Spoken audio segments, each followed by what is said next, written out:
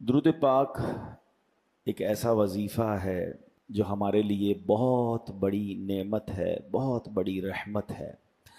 یعنی ایک ہی وظیفے سے نارملی دنیا میں یہ ہوتا ہے کہ ایک چابی سے ایک تالا کھلتا ہے، مگر جو ہوٹل کا کاروبار کرتے ہیں ان کے پاس ایک ماسٹر کی بھی ہوتی ہے جو ایک چابی سے سارے ہی تالے کھل جاتے ہیں۔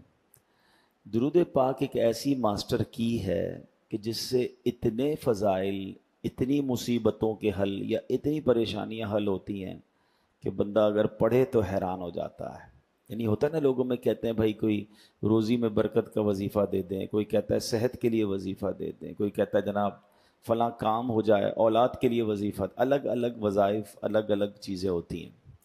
مگر درود پاک کو اگر ہم غور سے دیکھیں اور جو حدیثوں میں اس کے فضائل آئے ہیں تو دنیا، آخرت، روزی، اولاد، پریشانیاں، تمام چیزوں کے لیے، یعنی اتنی لمبی لسٹ ہے کہ سبحان اللہ، درود پاک سے وہ مسائل حل بھی ہوتے ہیں اور مصیبتیں آسان بھی ہوتی ہیں۔ تو اللہ کرے کہ ہم درود پاک کثرت سے پڑھنے والے بن جائیں۔ ایک بڑی پیاری حدیث ہے، سرکار دو عالم صلی اللہ علیہ وسلم کا فرمان ہے، جس نے مجھ پر صبح و شام 10 بار درود شریف پڑھا اسے قیامت کے دن میری شفاعت ملے گی۔ اب 10 بار درود پاک میں کتنی دیر لگتی ہے؟ الصلاۃ والسلام علیک یا رسول اللہ، یہ بھی درود پاک ہے۔ صلی اللہ تعالی علی محمد صلی اللہ علیہ وسلم، یہ بھی درود پاک۔ مختصر درود پاک بھی ہیں، تھوڑے طویل درود پاک بھی ہیں، لیکن فضیلت کیا ہے کہ سرکار دو عالم علیہ السلام فرماتے ہیں اس سے بروز قیامت میری شفاعت ملے گی۔ تو پھر کیوں نہ ہم درود پاک کثرت سے پڑھیں۔ اور یہ تو ایسا وظیفہ ہے کہ کہتے ہیں نا، جتنا گڑ ڈالو گے اتنا میٹھا ہوگا۔ تو جتنا پڑھتے جائیں گے اتنے مسئلے حل ہوتے جائیں گے، اتنی پریشانیاں انشاءاللہ دور، اور نامہ اعمال میں نیکیوں کا انبار لگ جائے گا۔ آئیے مل کر درود پاک پڑھ لیں۔ صلو علی الحبیب صلی اللہ تعالی علی محمد صلی اللہ علیہ وسلم۔ الحمدللہ، قرآن پاک کی کوشش کرتے ہیں کہ کسی اہم آیت، ہر آیت ہی اہم ہے، مگر قرآن پاک کی ہم نے کچھ ایسی آیتوں کو بھی مارک کیا ہے اور جس پر ہم بیانات کا تسلسل کر رہے ہیں کہ جس میں اللہ کریم نے ایمان والوں سے براہ راست بات کی ہے۔ یا ایہا الذین آمنو کہہ کر، اے ایمان والو کہہ کر۔ تو آج انشاءاللہ اسی سلسلے میں ایک اور خوبصورت آیت نمبر ہے 267 268 سورہ بقرہ، پارہ نمبر 3۔ یا ایہا الذین آمنوا انفقوا من طیبات ما کسبتم ومما اخرجنا لکم من الارض ولا تيمموا الخبيث منه تنفقون ولستم بآخذيه إلا أن تغمضوا فيه واعلموا أن الله غني حميد۔ الشيطان يعدكم الفقر ويأمركم بالفحشاء واللہ یعدکم مغفرۃ منہ وفضلا واللہ واسع علیم۔ بڑی کمال کی آیت ہے۔ ترجمہ کیا ہے؟ اے ایمان والو۔ سبحان اللہ، یہ لفظ ہے نا، یا ایہا الذین آمنو، اے ایمان والو، اس کو انجوائے کیا کرو، اس پہ شکر ادا کیا کریں۔ الحمدللہ ہم ایمان والے ہیں۔ قرآن نے آپ سے اور مجھ سے بات کی ہے۔ قرآن میں کئی مقامات پر کافروں سے بات کی گئی ہے، کئی مقامات پر یا ایہا الناس کہہ کر، اے لوگوں کہہ کر بات کی گئی ہے، مگر سبحان اللہ کم و بیش 89 یا 90 ٹائمز اللہ نے براہ راست آپ سے اور مجھ سے بات کی ہے۔ اے ایمان والو، اے ایمان والو، او یو بلیورز، یا ایہا الذین آمنو، اے اللہ تیری مہربانی، تو نے ایمان والا بنایا ہے۔ خوشی ہے نا کہ اللہ نے ایمان والا بنایا، اور رب اب ایمان والوں سے کیا فرما رہا ہے؟ اے ایمان والو، غور سے سنو۔ اللہ فرماتا ہے اے ایمان والو، اپنی پاک کمائیوں میں سے اور اس میں سے جو ہم نے تمہارے لیے زمین سے نکالا ہے، اللہ کی راہ میں کچھ خرچ کرو، اور خرچ کرتے ہوئے خاص ناقص مال دینے کا ارادہ نہ کرو، حالانکہ اگر وہی تمہیں دیا جائے تو تم اسے چشم پوشی کیے بغیر قبول نہیں کرو گے۔ اور جان رکھو اللہ بے پرواہ حمد کے لائق ہے۔ شیطان تمہیں محتاجی کا اندیشہ دلاتا ہے اور بے حیائی کا حکم دیتا ہے، اور اللہ تم سے اپنی طرف سے بخشش اور فضل کا وعدہ فرماتا ہے، اور اللہ وسعت والا علم والا ہے۔ سبحان اللہ، ایک آیت میں اتنا کچھ ہمیں سکھایا گیا ہے اگر ہم سمجھنے والے بنے۔ اس کا شان نزول کیا ہے، اس کا بیک گراؤنڈ کیا ہے، یہ آیت کب نازل ہوئی اور یہ کس وجہ سے نازل ہوئی؟ بعض لوگوں کے بارے میں آتا ہے کہ وہ صدقات میں، اللہ کی راہ میں خرچ کرنے میں خراب مال دیا کرتے تھے، گھٹیا مال دیا کرتے تھے۔ ان کے بارے میں یہ آیت نازل ہوئی اور فرمایا گیا کہ اللہ تعالیٰ کی راہ میں اپنا کمایا ہوا پاکیزہ اور صاف ستھرا مال دیا کرو، نیز زمین کی پیداوار سے بھی راہ خدا میں خرچ کیا کرو، اور اللہ تعالیٰ کی راہ میں ناقص، گھٹیا اور ردی مال نہ دیا کرو۔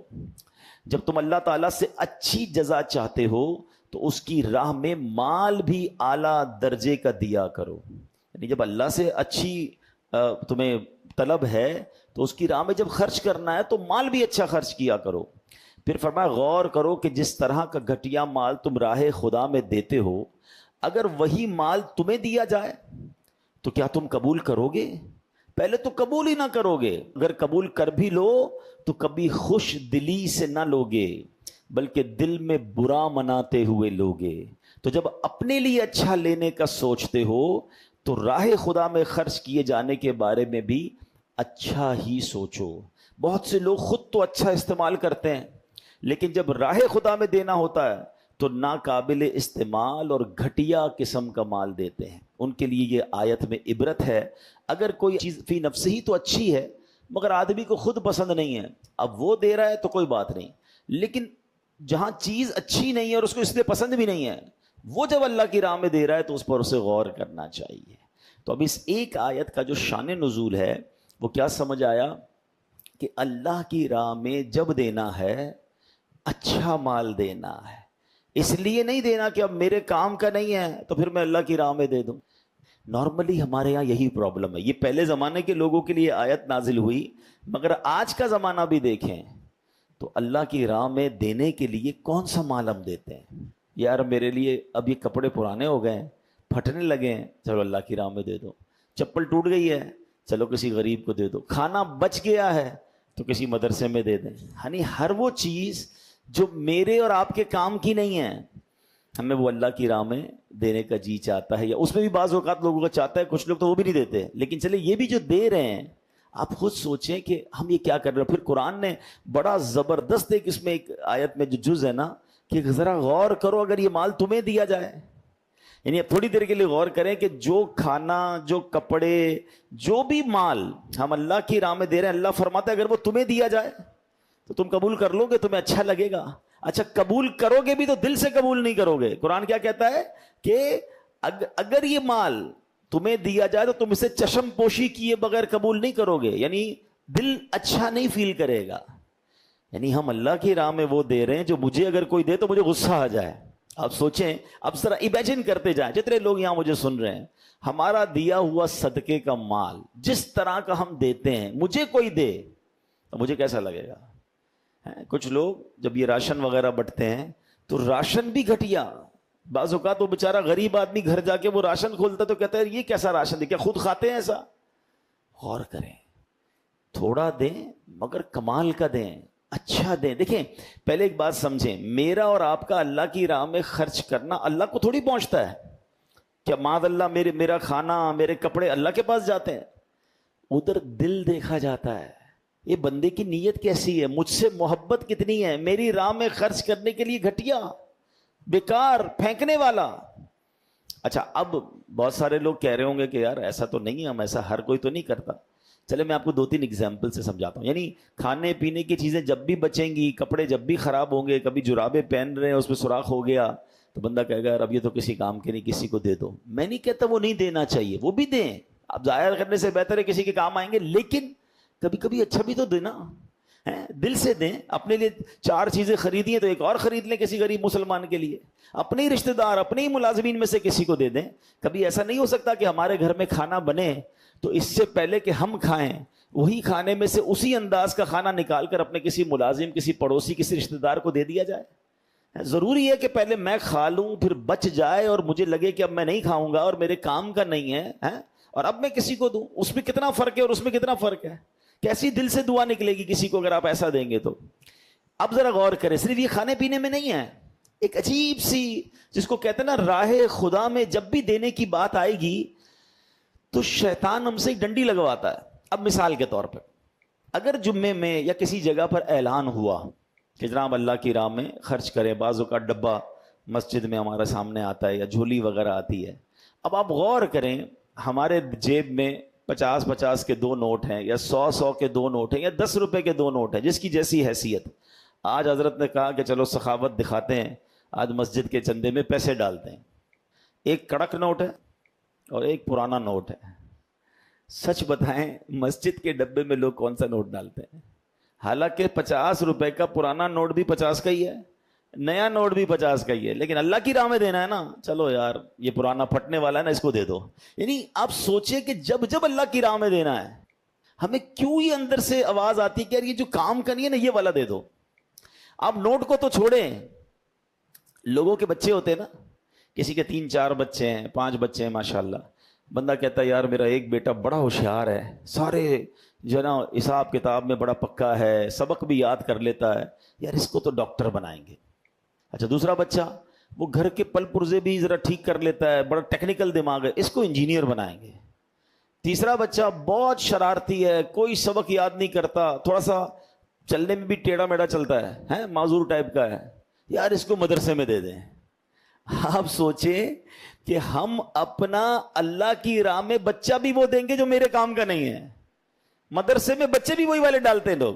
یعنی آپ سوچیں یار یہ کتنی بڑی بے وقوفی. اچھا بعض اوقات پھر ہم کہتے بھی نظر آتے ہیں کہ یار آج کل کے علماء اپ ٹو ڈیٹ نہیں ہیں, آج کل کے علماء معاشرے کے مطابق بات نہیں کرتے, ان کو جناب لوگوں کی سائیکی کا نہیں پتا. بھائی آپ نے بچے کون سے دیے مدرسے کو؟ دینا اپنے خاندان کا سب سے بہترین بچہ ہے ماشاء اللہ کہ بھائی یہ میرا بچہ سب سے بریلینٹ ہے, اس کو مفتی بناؤں گا, اس کو عالم بناؤں گا, ساری دنیا میں دین کا ڈنکا بجائے گا.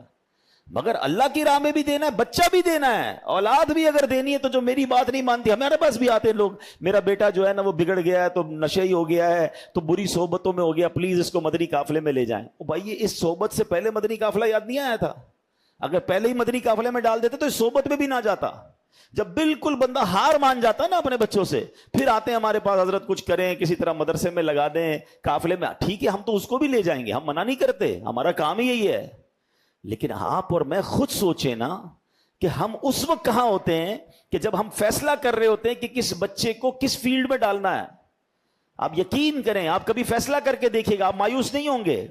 اپنے گھر میں اپنے گھر کے بہترین فرد کو, چاہے وہ بیٹا ہے یا بیٹی ہے, اگر اللہ نے اس کو ذہن دیا ہے, اس کو ذہانت ہے, اس کے اندر قابلیت ہے, اسے آپ دین کا خدمتگار بنائیں, اور پھر دیکھیں انشاءاللہ وہ کیسی دین کی خدمت کرے گا. آپ کی آنکھیں ٹھنڈی ہو جائیں گی. اور ایک بات اور یاد رکھیں, جو اللہ کے دین کی خدمت کرتا ہے نا, اللہ اسے بھوکا نہیں رکھتا ہے. بعض اوقات یہ بھی ذہن میں خبط سوار ہو جاتا ہے کہ یار اپنے بچوں کو دیندار بنا دوں گا تو ان کے فیوچر کا کیا ہوگا. مجھے ایک بات بتائیے, دنیا کی روزی دینے والا کون ہے؟ ذرا مل کر جواب دیں گے. اللہ دینے والا ہے نا.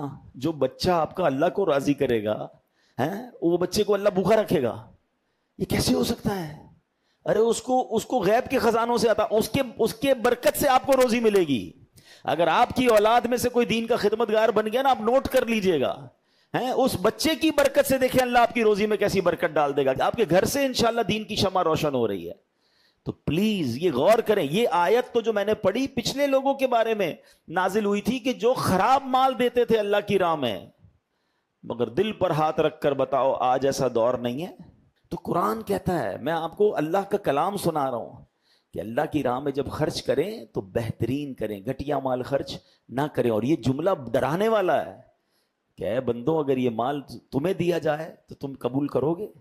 یعنی اللہ فرما رہا ہے تمہیں دے تو برا لگے تمہیں کوئی, یعنی مجھے اور آپ کو کوئی پیکٹ میں وہی والا صدقہ, وہی والا چیز دے دے جو ہم کسی غریب کو دیتے ہیں, اللہ کی راہ میں دیتے تو کتنا برا لگے گا. یہ تحفہ لائے ہو میرے لیے, یہ پرانے کپڑے, پھٹے ہوئے کپڑے, بچا ہوا کھانا, کتنا برا لگے گا.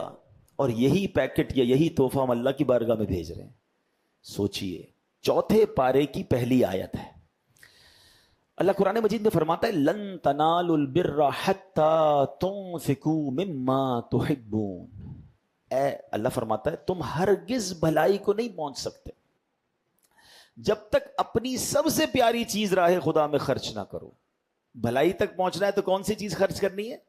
پیاری چیز، اچھی چیز جو آپ کی فیورٹ ہے، مزہ اس میں ہے.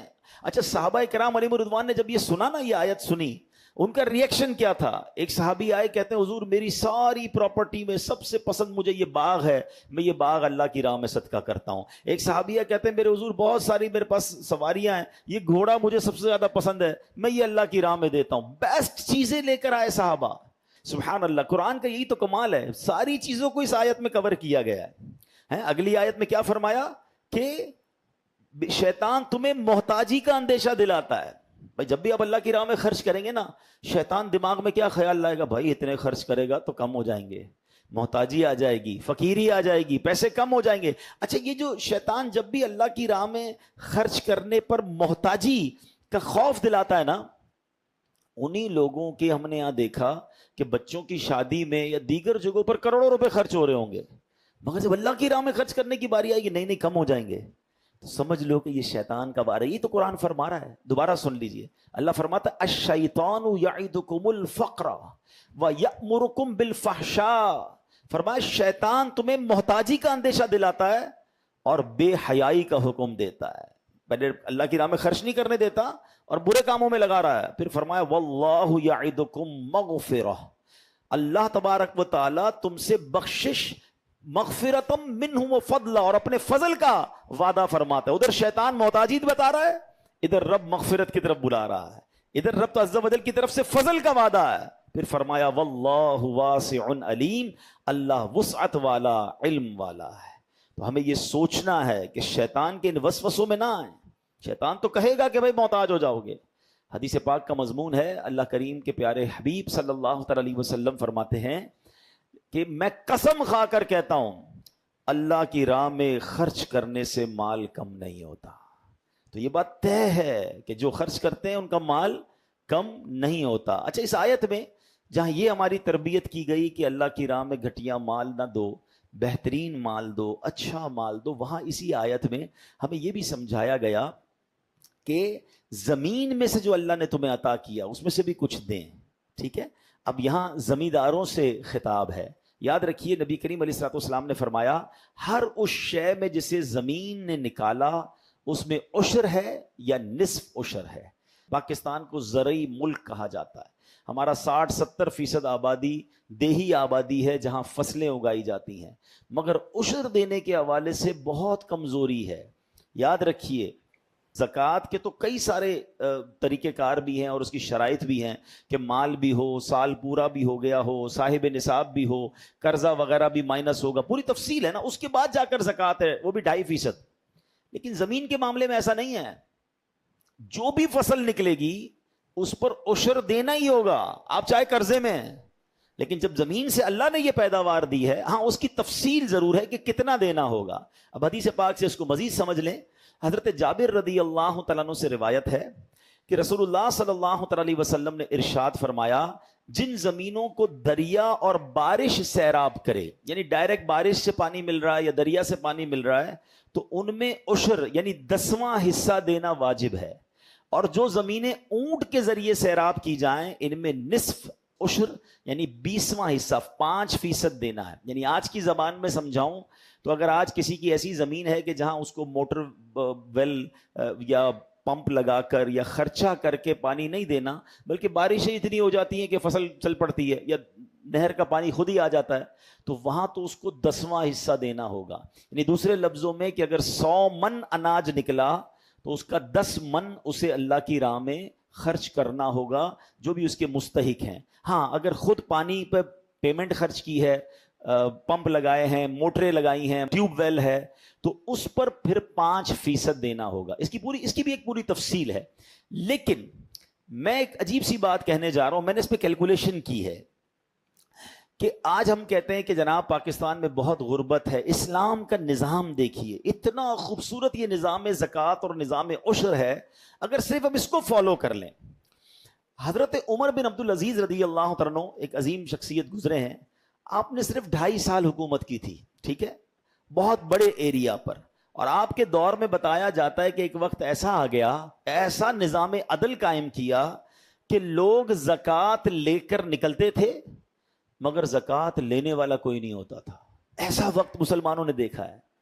آپ یقین کریں گے, میری اپنی کیلکولیشن یہ ہے کہ پاکستان میں اس وقت یہ وقت آ چکا ہے کہ واقعی اگر جس کے اوپر جتنی زکوٰۃ بنتی ہے, ٹھیک ہے, جو مالدار ہیں, بزنس مین ہیں یا دیگر پیسے والے, وہ اور بالخصوص سارے کسان, سارے زمیندار اپنا عشر ادا کر دیں اور زکوٰۃ والے زکوٰۃ ادا کر دیں. آپ کو سورس لگانی پڑے گی کہ یار مجھے کوئی زکوٰۃ لینے والا تو بتاؤ, پیسے پڑے ہوئے ہیں, کہاں دوں زکوٰۃ. زکوٰۃ نہیں دے رہے لوگ, اور زکوٰۃ سے زیادہ عشر نہیں دے رہے. کیونکہ اگر آپ پاکستان کی ٹاپ کراپس کو کیلکولیٹ کر لیں, انٹرنیٹ پر موجود ہے, جو سمجھدار لوگ ہیں کبھی بیٹھیے گا انٹرنیٹ پر سرچ کیجئے the top 10 crops of Pakistan. Pakistan کی سب سے زیادہ ہونے والی کراپس, اس کی کوانٹٹی بھی بتاتا ہے انٹرنیٹ کہ بھائی 2023 میں کتنا چاول, کتنا گندم, کتنا گنا, جو بھی ہماری ٹاپ فصلیں ہیں, آپ ان کا 10% نہیں 5% بنا دیں. چلیں 10% کسی کے اوپر ہے, کسی کے اوپر 5% ہے, ٹریلینز آف روپیز بن جائے گا, خربوں روپے. اتنا عشر بنتا ہے جو سب پر دینا ضروری تھا. کہاں ہے اگر وہ دیا جا رہا ہے تو؟ اگر وہ دیا جائے تو غریب نہیں بچتے. یہ ہے میرا اور آپ کا اسلام. ہم اسلام کو فالو نہیں کرتے اور ہم کہتے ہیں جناب معاملات ٹھیک نہیں ہو رہے, غربت ختم نہیں ہو رہی, مہنگائی ختم نہیں ہو رہی. ہماری شریعت نے جو ہم پر لازم کیا, ہم صرف اس کو فالو کر لیں. اچھا, مزے کی بات یہ ہے, جو بھی عشر دیتا ہے, جو بھی زکوٰۃ دیتا ہے, بھائی اس کا مال بھی کم نہیں ہوتا. یا تو یہ ہوتا نا یار خربوں روپے نکل جائیں گے تو امیر لوگ کہیں گے ہمارے پیسے کم ہوگا, ہوں گے نہیں. اور یہ پروفڈ ہے, جتنے بھی پراپر زکوٰۃ دینے والے لوگ اگر یہاں بھی بیٹھے ان سے پوچھ لیں, ہر سال ان کی زکوٰۃ بڑھتی ہے. کیسے بڑھتی ہے بھائی, آپ تو دیتے ہیں, کم ہونی چاہیے. سبحان اللہ, یہی تو زکوٰۃ کا فارمولہ ہے. مال خرچ کرتے جاؤ, اللہ اس میں برکت ڈالتا جاتا ہے. کئی فصلیں تباہ ہو جاتی ہیں, کئی باغات تباہ ہو جاتے ہیں, کبھی سیلاب آ جاتے ہیں, لوگوں کی فیکٹریوں میں آگ لگ جاتی ہے. میں نہیں کہتا ہر وقت یہی وجہ ہو, مگر حدیثوں میں یہ وجہ موجود ہے کہ مال جب تلف ہوتا ہے, مال جب برباد ہوتا ہے, تو اس کی ایک وجہ یہ ہوتی ہے کہ اس کی زکوٰۃ نہیں دی گئی ہوتی. بلکہ حدیث پاک میں مضمون ملتا ہے کہ اللہ کی راہ میں زکوٰۃ دے کر اپنے مالوں کو مضبوط قلعوں میں قید کر لو, تم سیکیور کر لو اپنے مال کو. تو پلیز جتنے لوگ مجھے سن رہے ہیں جن کے اوپر بھی زکوٰۃ بنتی ہے, اس میں سستی نہ کیا کریں. یہ میل ہے مال کا. آپ کہیں یار یہ تو کمال ہو گیا, 100 ایکڑ زمین ہے, 5 کروڑ روپے کی فصل نکلی اور میں اس میں سے 10% اللہ کی راہ میں دے دوں, او باپ رے باپ. یہ نہ سوچا کرو, شریعت پر عمل کرو, اللہ اس 5 کروڑ میں بہت برکت ڈال دے گا. تم 50 لاکھ تو بچا لو گے, پورے 5 کروڑ ہی کہیں ضائع نہ ہو جائے. اللہ ناراض ہو گیا تو اس سے برکت لے لے گا, پیسے تو ہوں گے, سکون نہیں ہوگا. تو یہ قرآن کی یہ آیت ان زمینداروں کو بھی بتا رہی ہے کہ جو زمین سے نکلتا ہے اس کا بھی حق ادا کیا جائے. تو کاش یہ باتیں ہمیں سمجھ آ جائیں کہ قرآن کے اس حکم پر ہم نے عمل کرنا ہے کہ پہلے تو اللہ کی راہ میں بہترین دینا ہے, گھٹیا نہیں دینا ہے, ٹھیک ہے. نمبر 2, پورا دینا ہے اور ڈرنا نہیں ہے. قرآن نے کہہ دیا شیطان تمہیں محتاجی کا خوف دلائے گا, شیطان تمہیں محتاجی کے لیے تمہیں وسوسے ڈالے گا. ہمیں شیطان کے وسوسوں میں نہیں آنا ہے. اور بہرحال میرے پیارے اسلامی بھائیوں, ایک اور بات سمجھنی ہے کہ ان تمام چیزوں میں جو مال کے معاملات ہیں اس میں صرف حلال کمانا ہے. حرام روزی کو آپ نے شامل کیا, آپ کی ساری برکت چلی جانی ہے, دعائیں قبول نہیں ہونی ہیں, مشکلوں میں اضافہ ہو جانا ہے. پیسوں میں تو اضافہ ہو جائے گا, شاید اکاؤنٹ میں پیسے بھی آپ کو زیادہ نظر آئیں گے, 2-4 گاڑیاں بھی زیادہ نظر آئیں گی, مگر بلیو کریں آپ کی مشکلوں میں اضافہ ہو جائے گا, آپ کی ٹینشنوں میں اضافہ ہو جائے گا. ہمیں کیا کرنا ہے اس پیسے کو جو ہمیں سکون سے سونے نہ دے. اچھا یہاں سکون مل بھی گیا اور اگر آخرت میں مار پڑنی ہے تو کہاں جائیں گے؟ قرآن میں رب فرماتا ہے یا ایھا الذین آمنوا کلوا من طیبات ما رزقناکم واشکروا للہ ان کنتم ایاہ تعبدون. اللہ فرماتا ہے اے ایمان والو ہماری دی ہوئی ستھری چیزیں کھاؤ اور اللہ کا شکر ادا کرو اگر تم اسی کی عبادت کرتے ہو. اصل میں پرابلم کیا ہے, شیطان پھر دل میں یہ بات ڈال دیتا ہے کہ یار ٹھیک ہے، میں تھوڑی بہت ڈنڈی مارتا ہوں، حرام کماتا ہوں، جھوٹ بولتا ہوں، یہ سود کا کام یا ملاوٹ کا کام کرتا ہوں، میں اس کے بعد صدقہ بھی تو دیتا ہوں، میں مسجد میں بھی دے دیتا ہوں، میں غریب کی شادی بھی کرا دیتا ہوں، تو یہ لیول ہو جاتا ہے جہاں میں نے غلط کمایا اب اللہ کی راہ میں خرچ بھی کر لیا۔